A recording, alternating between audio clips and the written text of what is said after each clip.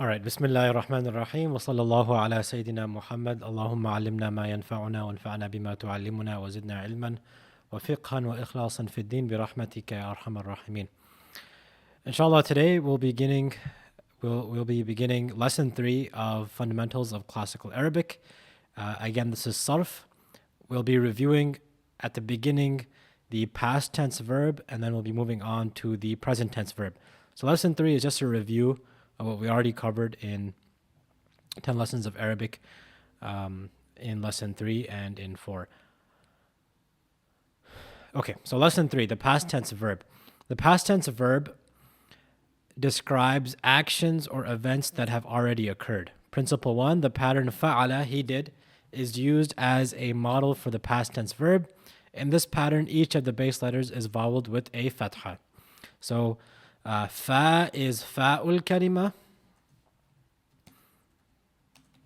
Fa'ul kalima, which is the fa position. And ayn is the aynul kalima, which is the ayn position. And lam is the lamul kalima, the lam position. Lamul kalimati. Principle 2, verbs in the English language are conjugated to reflect the subject of the verb. For example, he did and we did. Here the pronouns he and we indicate the subject. Arabic verbs are conjugated in a similar manner. In particular, the Arabic verb is conjugated to reflect 3 aspects of its subject. So number 1, the person, whether it's first, second, or third. In the footnote it says, the first person is used to refer to the speaker. For example, I did or we did. The second person is used to refer to the individual spoken to. For example, you did. The third person is used to refer to the individual spoken of. For example, he did or they did. All of this is just a review. A gender, masculine or feminine, plurality, singular, dual, or plural. Now, principle 3, while English verbs are conjugated by placing a noun or pronoun before the verb, Arabic verbs are conjugated by adding designated letters to the end of the verb. Carefully study the past tense verb conjugations, noting the changes in person, gender, and plurality. So the past tense verb always has suffixes at its end. It never has a prefix. And so let's go through some of the suffixes. We have the ta, so fa'alata. We have fa'alu, the waw and the alif. Fa'alat is the ta'u ta'nith as-sakina. The ta, the mu'annath ta that has a sukun on it, that's what it means. Then we have fa'alata, that's right there, another suffix right there. Fa'alna, a noon with a fatha on it. Fa'alta, which is you, one man. Tuma applies to you, 2 men, and you, 2 women, equally. Tum, just like Urdu, you say tum. It's the exact same thing, you, many men. Ta, ti is for you, 1 woman. Tuma, again, you, 2 women. Tunna, you, many women, coming at the end. And tu is for I did.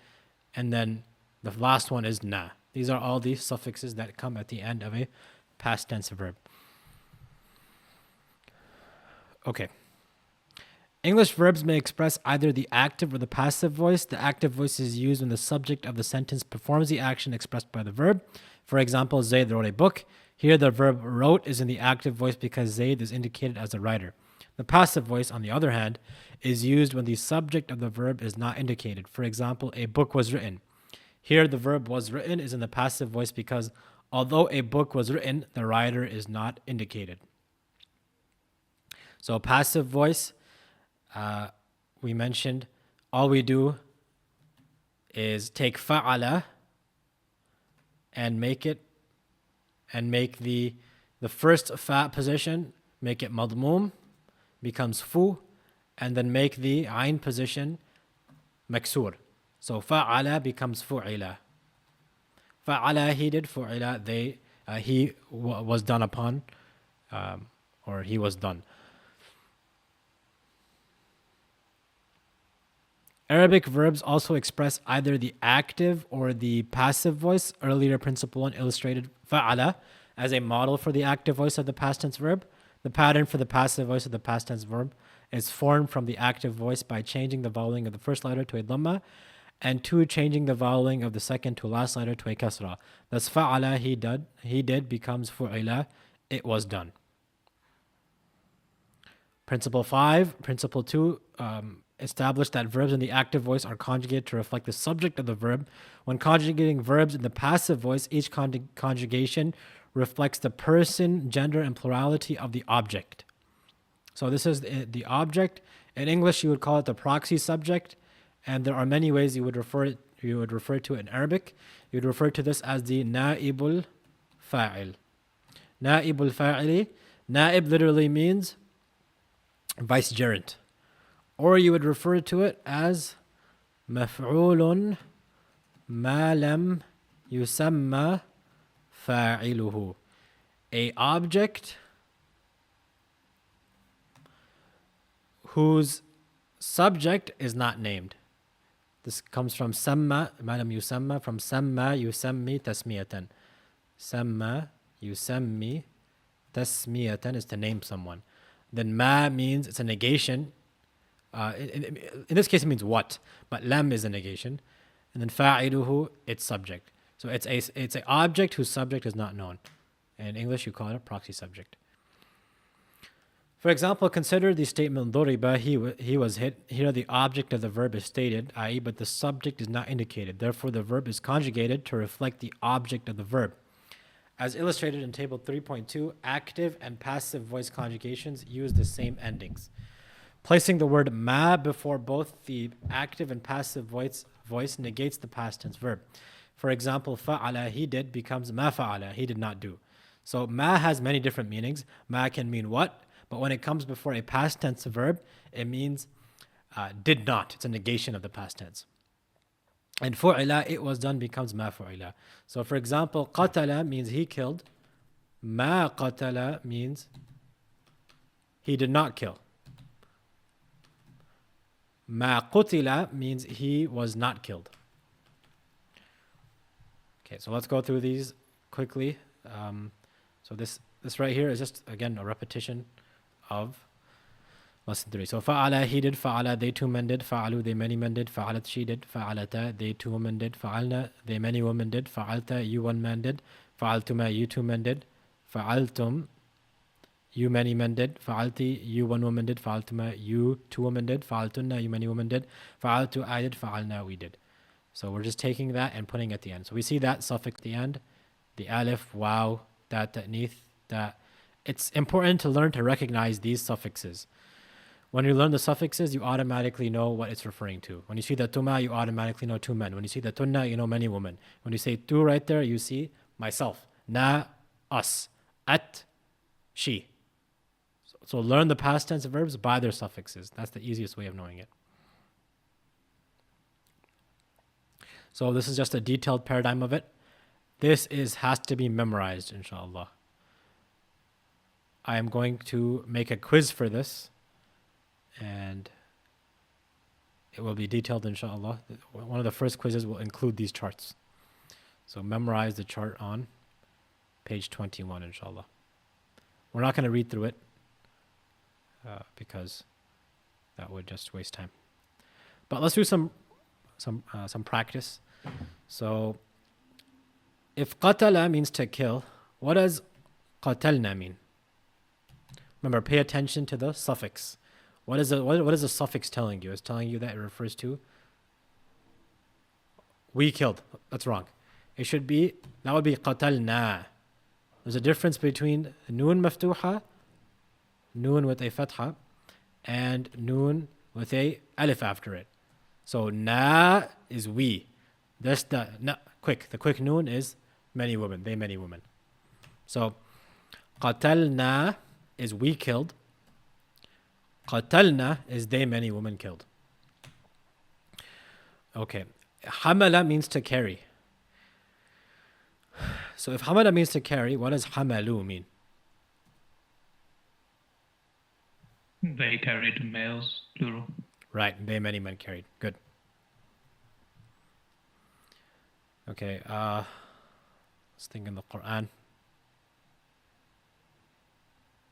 Fasala means to separate. What does fasaltum mean?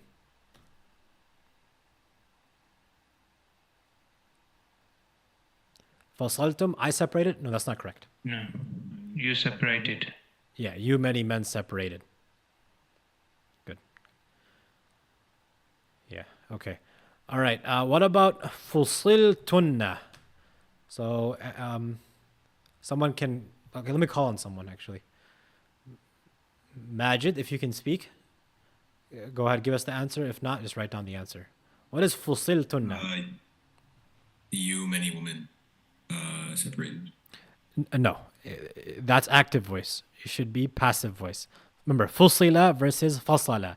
Fasaltunna has a different meaning, and fusiltunna has a different meaning. So think about it. Think about fa'ala and fu'ila, and change your translation based on that. You're very close. So passive voice. So it was separated by many women, by you, many women. No, so it would be, remember, the subject becomes the object. So you, many women, were separated. Right. Got it. Okay, let's do more of the passive voice. Okay, let's see. So, sumi'na. What does sumi'na mean? Shams, tell us the answer.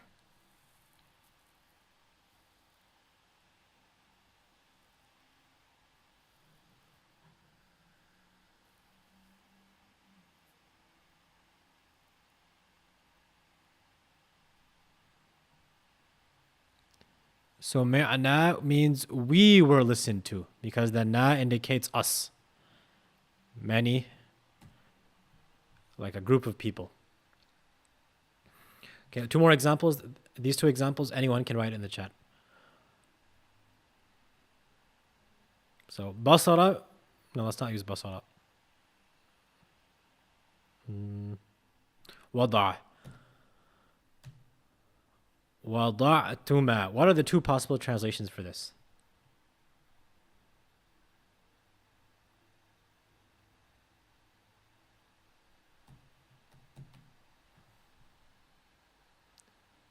Okay, dual masculine is one of them. And what is the other? Right, two women as well. Good, mashallah. Okay, what about wudi?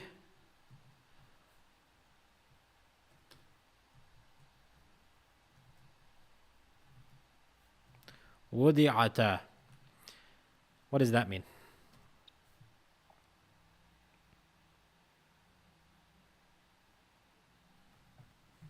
Okay, dual feminine is correct.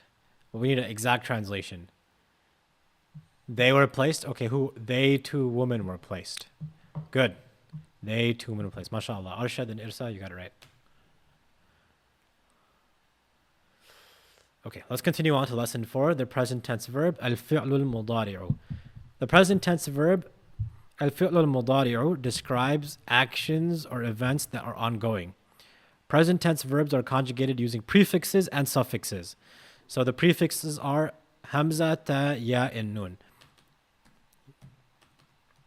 Hamza, an easy way, a pneumatic device to remember this is atayna, which is they, many, women, came. Atayna.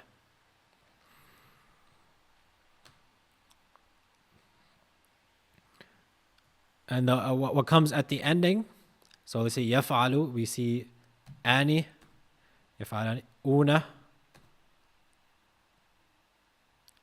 the na again. This na is the same thing as it is in the past tense. We also have una again with the ta.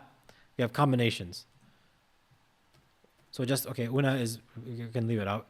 Ina, this is easy to recognize. When you see the ina, you automatically, when you see it at the end of a present tense verb, when you see ina, you know it's referring to singular feminine in the second person. You, one woman, automatically comes to mind when you see this at the end of a present tense verb. We have ina, and then that's it. These are the only suffixes that come at the end of a verb, present tense verb. So the pattern yaf'alu is used as a model for the active voice of the present tense verb, depending on the particular conjugation. One of 4 letters, ya, ta, nun, or hamza, is always prefixed to the 3 base letters. Principle 2, the active voice of the present tense verb is conjugated by adding designated letters to the end of the verb. Like the past tense, these conjugations reflect 3 aspects of the verb: subject, person, gender, and plurality. Carefully study table 4.1, noting the differences between the various conjugations. So we can see it here. Just a brief glance. This is the table.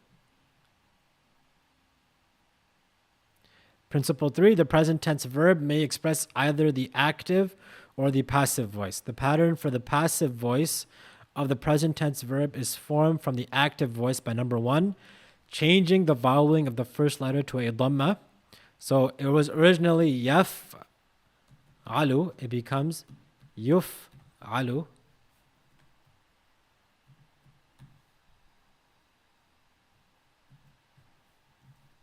Yuf alu.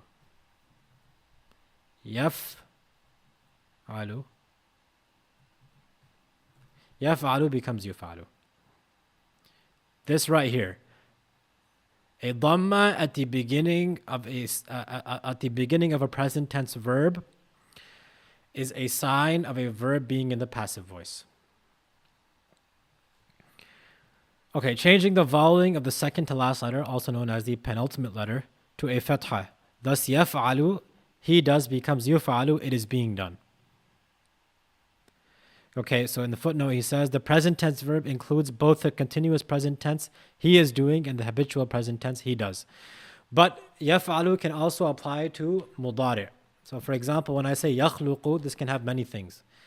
It can mean he is creating, he will create, he creates. If you want to take the ambiguity away, you would add a sin before it. You would say sayakhluqu, and this is in the close future.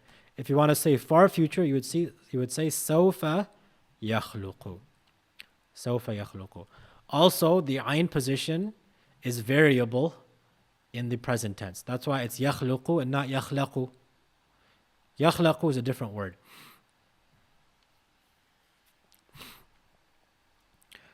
So yakhluqu can mean he creates, he is creating, or he will create. So yakhluqu means he will create. So sawfa yakhluqu, he will create in the far future.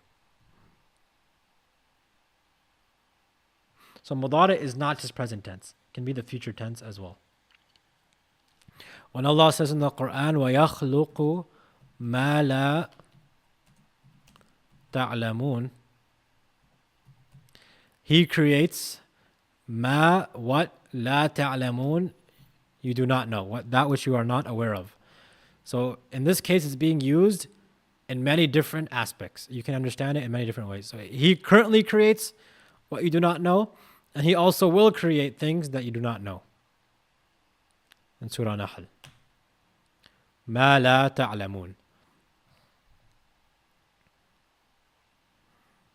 The designated suffixes used for the active voice of the present tense verb are also used for the passive voice. However, the conjugations of the passive voice reflect the person, gender, and plurality of the object, and not the subject of the verb. Table 4.2 illustrates both active and passive conjugations of the present tense verb. Placing the word la before the active and passive voice conjugations negates the present tense verb. For example, yaf'alu, he does, becomes la yaf'alu, he does not do. And yuf'alu, it is being done, becomes la yaf'alu. So ma is the negation of the past tense, la is a negation of the present tense or the future tense. We said present habitual, present continuous, or future habitual and future continuous. The present tense verb may also describe a future event or action. Throughout this book, al-fi'l al-mudari has been translated as a present tense verb. More accurately, however, this term refers to the imperfect tense. Imperfect implies that the actions referred to are not yet complete. Thus, it includes both the present tense he does and the future tense he will do.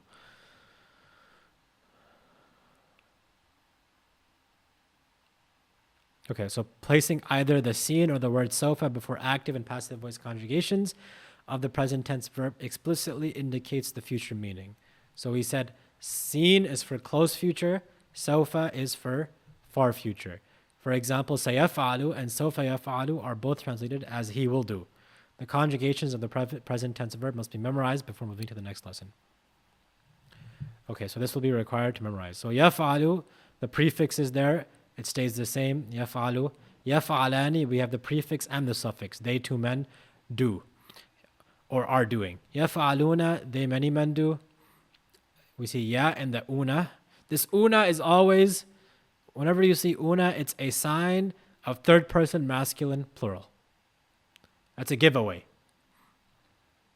تفعل is she does, but it's also used for the second person masculine singular. So as we go, I'm going to write down the ones that are being repeated. تفعلان is another one that's being repeated for many things. Repeated for 3 things. تفعلان has 3 possible meanings. يفعلن, this is easy to remember because it has a ya at the beginning and just that direct noon. يفعلن and تفعلن. So this refers to they plural feminine do. تفعل is you one man are doing. So you see second time it's being repeated. تفعلان, you 2 men are doing or do. تفعلون. So ta plus the una changes the third person masculine plural to second person masculine plural.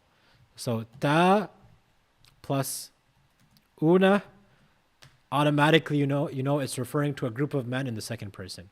When you see ya plus una, you automatically know it's referring to a group of men in the third person.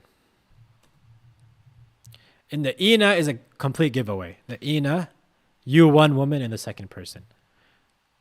And ani, again repetition, third repetition.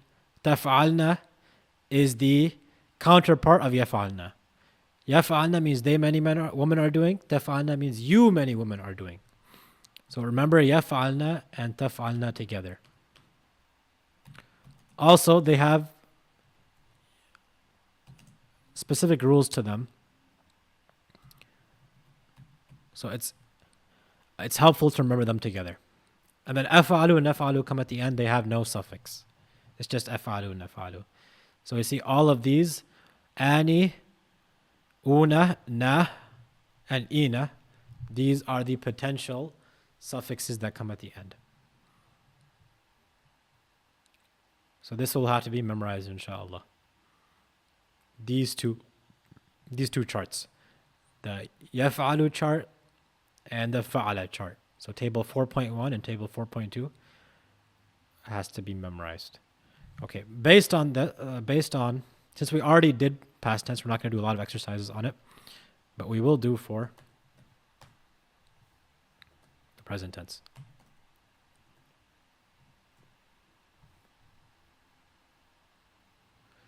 Okay, so yaf'alu means he does. We're doing exercises for active voice. Okay, so look at active voice here. What does taftahina mean? Fataha means to open. What does taftahina mean? Anyone can answer in the chat.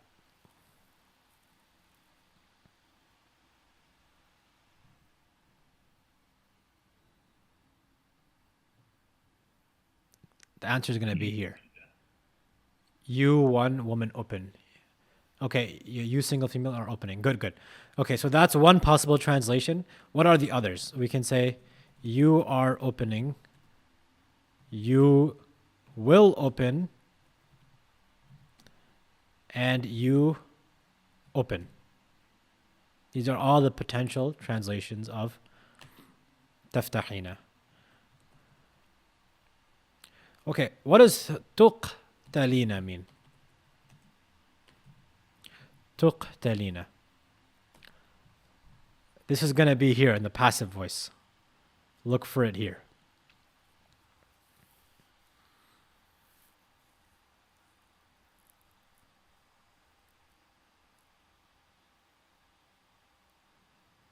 You single women are being killed. Good. MashaAllah.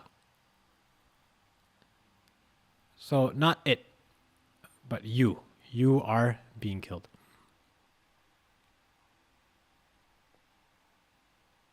Okay, nasara means to help. What does unsaru mean? Unsaru.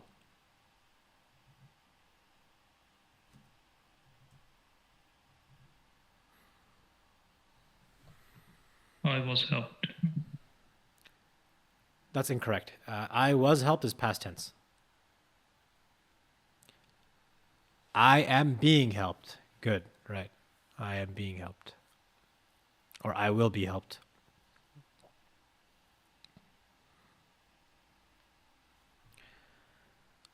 Let's get some examples from the Quran. Just one second.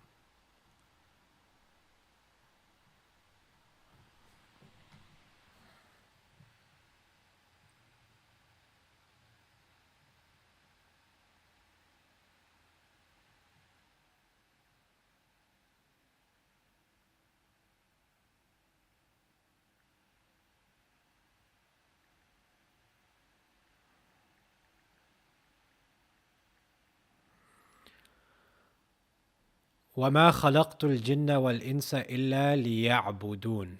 So, what does يَعْبُدُون mean? If abada means to worship, what does يَعْبُدُون?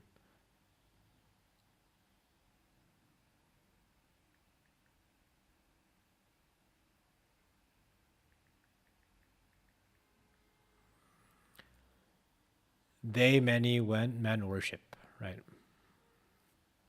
They, many men worship or are worshipping. The ayah means وَمَا خَلَقْتُ, I did not create al-jinnah. Al-jinnah is the maf'ul, wal-insa, and the humankind. وَمَا خَلَقْتُ الْجِنَّ وَالْإِنسَ إِلَّا, except. لِيَعْبُدُونَ, this li is for the reason. لِيَعْبُدُونَ, the noon right there. So some qira'at hold it, some don't. So it's recited as لِيَعْبُدُونِي or لِيَعْبُدُون. Both are correct. It means so that they worship me. Except so, and then that the maldi, the reason why it said constant worship, it's because the maldi or the mudari indicates to istimrar. It gives the meaning of continuous worship. So except that they worship me always. So that translation is correct, constant worship. Okay, another example.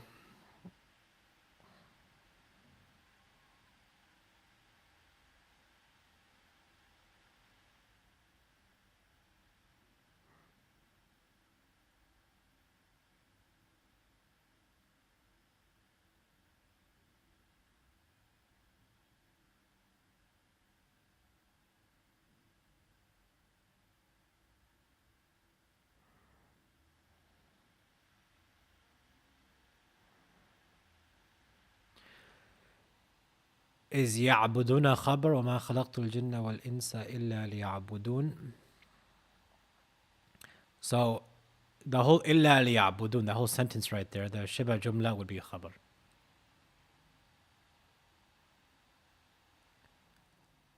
So Umar, what is your question? Can you repeat the question?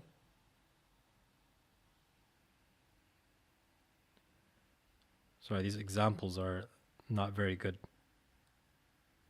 because they don't give the thulathi mujarrad that we're doing right now. They're all advanced verbs.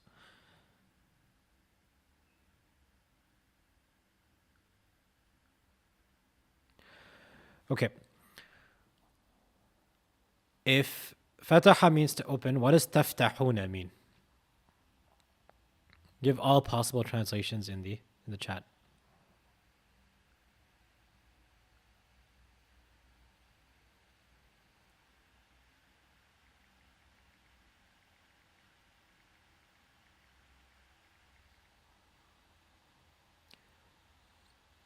So not opened, because this is present tense. You are opening. But then what is the more than that? Give us more than you are opening.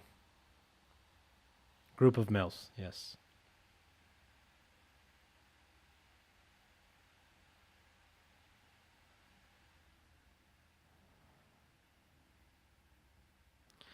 Okay, so what does this mean? Yusuf wa Isa yaqra'ani al-Qur'ana.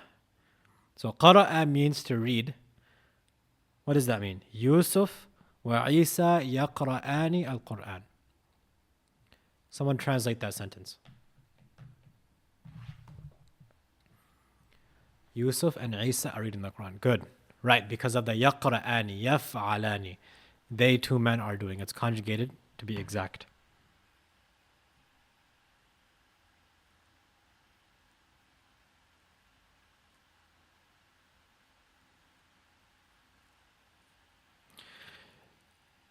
So, what is أنتما تذهبان إلى المدرسة? ذهب means to go. أنتما, you two. Okay, skip أنتما. What does تذهبان إلى المدرسة mean? ذهب means to go. تذهبان إلى المدرسة. مدرسة is school. إلى to. Those two females are going. Yeah, okay, it could mean that. I mean, they two women are going, or you two men, or you two women. Any of those are correct.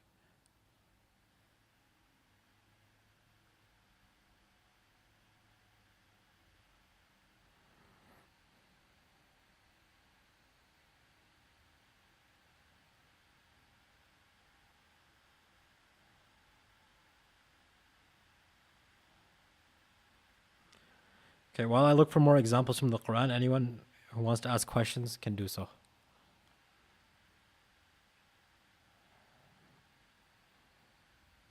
So these websites are not giving anything good. I'll actually just go to the Quran directly and open something up.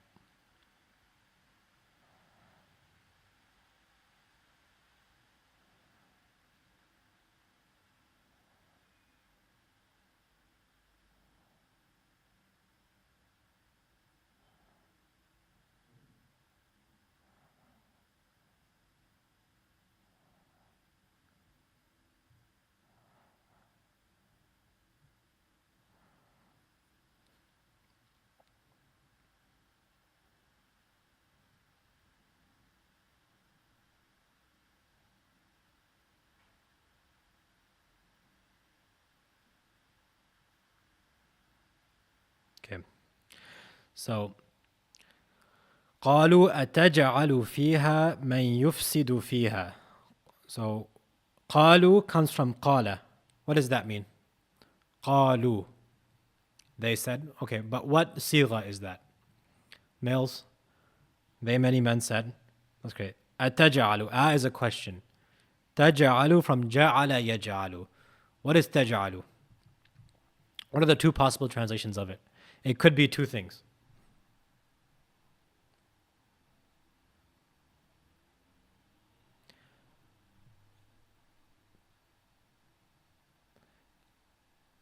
Okay, it can be you, one man. Okay, that's correct. What is the other possibility? Right. So in this case, أتجعل means are you placing? جعل يجعل is also to place someone. أتجعل فيها, are you placing therein? فيها, upon the earth. The ha is going back to earth because al-ard, the earth, is a feminine word. It's a mu'annath samari. من يفسد فيها ويسفك الدماء. Okay, what does يسفك الدماء mean? سفك يسفك is to spill. Okay, spill. الدماء, dima is blood. Do an exact translation of يسفك الدماء.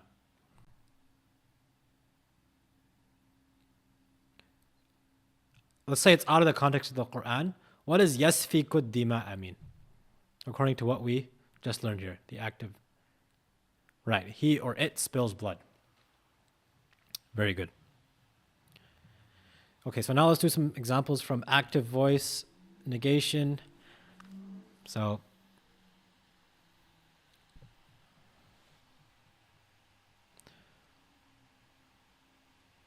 what does لا يفتحون mean?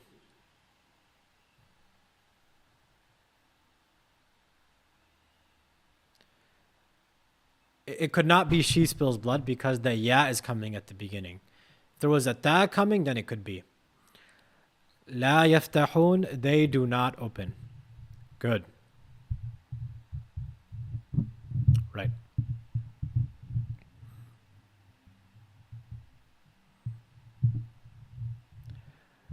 Let's do another one.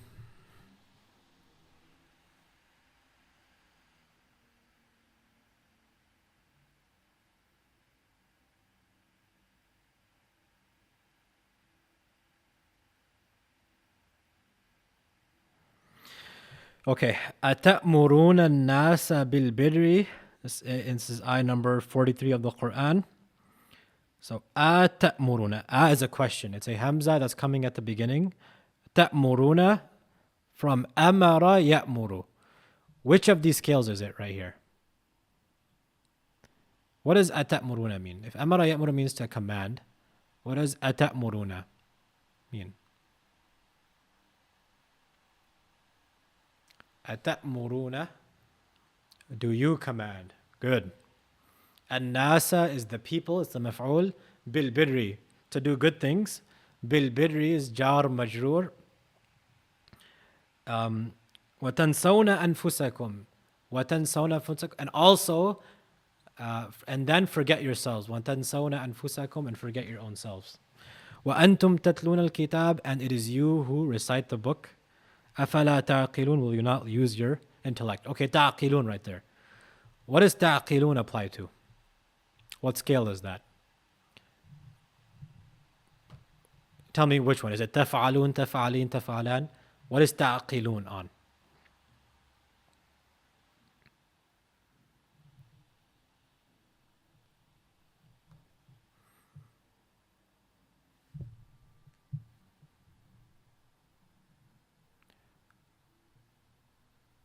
تعقلون. So tell me the scale. Instead of plural feminine, tell me like تفعلون, يفعلون, يفعلان, تفعلون. Good. That's the one.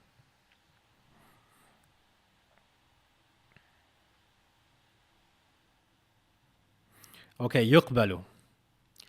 So واتقوا يوما لا تجزي نفس عن نفس شيئا ولا يقبل منها شفاعة.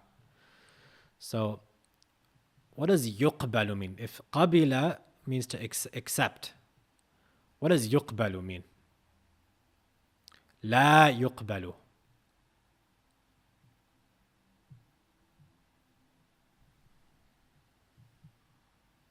Right. ولا يقبل. It will not be accepted. ولا يقبل منها شفاعة, and no intercession will be accepted from it, meaning the disbelieving soul. However, shafa'a will apply to,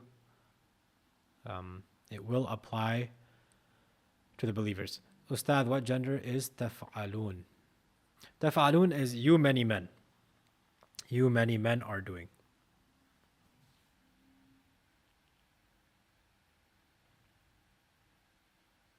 So akhada ya'khudhu means to take. Right? What does wala yu'khadhu mean? Based on what was said. La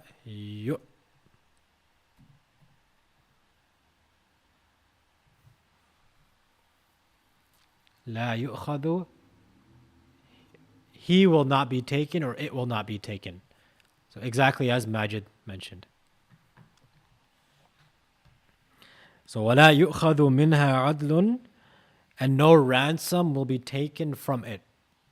Meaning, a person will not be able to ransom himself and thereby escape the punishment of the hereafter. وَلَا هُمْ يُنصَرُونَ. Okay, يُنصَرُونَ, that's another one right there. What does that mean? Nasara means to help. What does لا ينصرون mean? They will not be helped. Good. You guys are getting it, mashallah.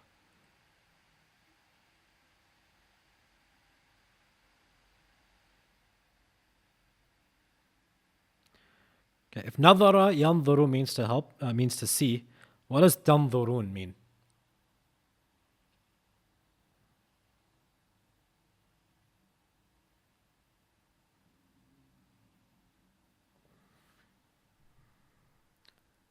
So they, many men, see. They are seeing.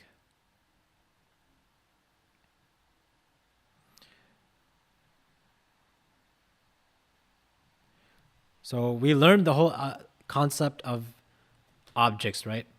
So let's do this. تنظرين الخير.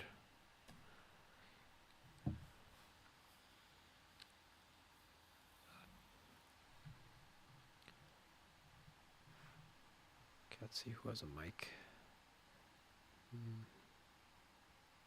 So Arshad, can you tell us what tanzurina al-khair means?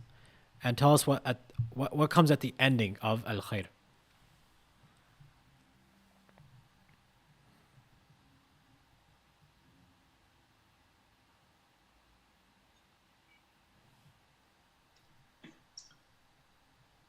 تنظرين الخير.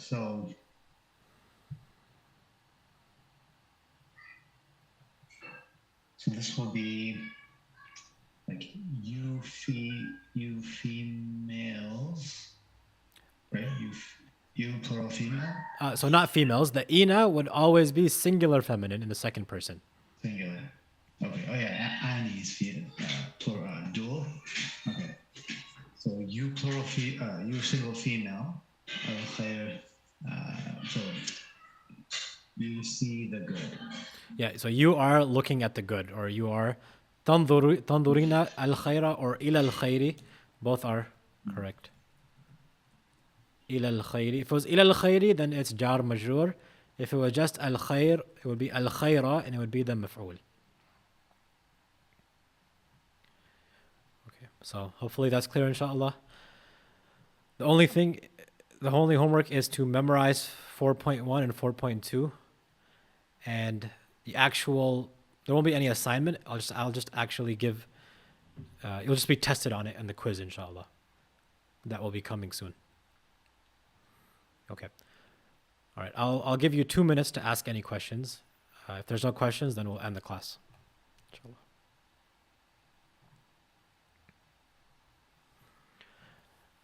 The quiz, it'll be sometime over the weekend. I'm going to make it like on Friday. I'll release it on like Saturday. Something like that. Yeah, so Saturday, inshallah, we'll say.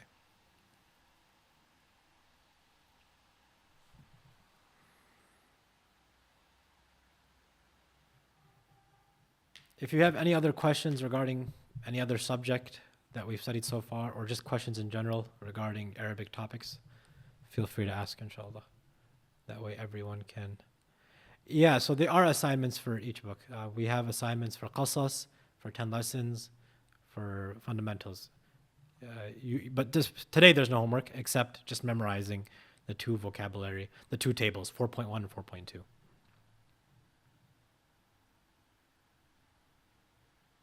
Yeah, that's befitting. Quotations are befitting. It is pretty difficult. Can you please explain between Hamza and Alif? Okay, so there's actually a really good part of First Steps to Understanding Sarf that explains this really well. Let's open that up.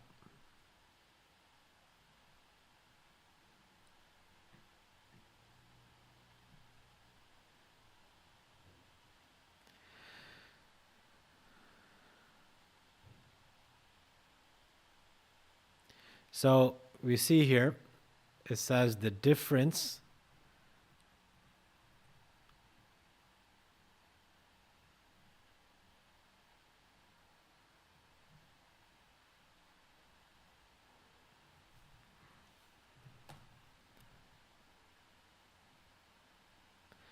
So the difference between a hamza and an alif. An alif is an extended fatha, not a letter on its own. It will be preceded by a fatha and it will never have a haraka. So we see qala, da'a, yakhafu. All of these are alifs. If a letter appears in the form of an alif and it has a haraka, it has a hamza. So aqra'u, af'alu, I am reading, right? So we see that actual thing on top, that is a hamza. And also at the end we see it, it's there. So also there are two types of hamza. We have a hamzatul wasl, a temporary hamza, and a hamzatul qat'i, a permanent hamza. A hamzatul wasl, the hamza for joining comes at the beginning of a word to aid pronunciation, meaning it's only read at the beginning of a sentence. When I have ismun, I only say it at the beginning of a sentence. But if it comes in the middle, it deletes. So I say walismi or wasmun. It's as if it's not there. You delete it. Ismun becomes wasmun. Sometimes an ayah starts with a hamza without a haraka. How do we know which haraka it is supposed to be read with? Sometimes with a hamza without a haraka. So it depends on which verb scale it's on. Once you learn the 10 Arabic scales, you'll automatically be able to tell that it starts with a kasra or a fatha. Another easy way to remember is that if it is alif lam, if it's alif lam, like for example, al-ard, It's always going to be a fatha. This hamzatul wasl is always going to be maftuha. Al-ard, for example. So, if the hamzatul wasl comes at the beginning of a sentence, it will be pronounced alhamdu. However, if it is preceded by another letter, it will not be pronounced. Walhamdulillahi. A hamzatul qatr is part of the word and is always pronounced. So qat'i means strong or established, categorical. So ajr is an example. So you're never going to say wajr. It's going to be wa ajr and ajr, not wa'lam. No, wa'a'lam. A hamzatul wasl is written as a single stroke, just that alif right there, and a hamzatul qatr is written with a actual hamza above it or below it. So if it's with a kasra, then it has a kasra. Fatha, then a above, or a dhamma above. Wasl is just like that right there. In the Quran, hamzatul wasl occurs at the beginning of nouns and verbs. The following verbs have hamzatul wasl at the beginning. Al-amr, يا أيها الذين آمنوا اركعوا واسجدوا واعبدوا ربكم وافعلوا الخير لعلكم ترحمون. Okay, so يا أيها الذين آمنوا. When I say آمنوا اركعوا, it is deleted because it's a wasl. But if I start, it's going to be اركعوا. يا أيها الذين آمنوا اركعوا. If I start just with usjudu, it would be wa usjudu. But you'll never do that because that's not permissible. So you would say wasjudu. Then not wa u'budu wa'budu. Not wa if'alu waf'alu.